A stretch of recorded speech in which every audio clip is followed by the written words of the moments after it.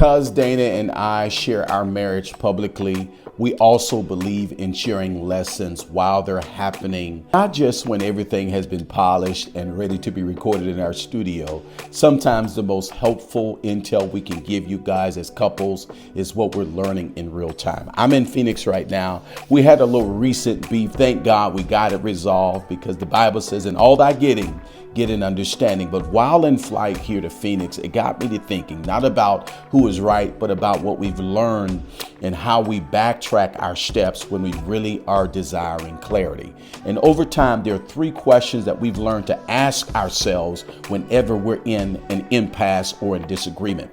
The first question I want you to consider as a couple when you're in a disagreement is this: what just happened and what did it touch? Because most arguments aren't reactions, they're actually triggers. The moment itself really isn't the issue.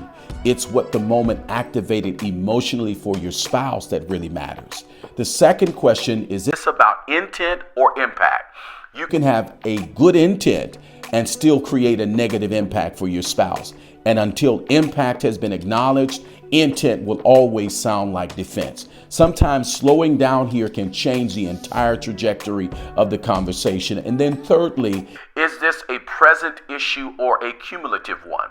If the reaction feels bigger than the moment, then it probably is. That's a sign that you're dealing with something that's been building up over time, not just what happened in that moment. And here's what Dana and I have learned over 20 years of being together. The goal in marriage is not to end the argument. The goal is to understand what the argument is actually revealing.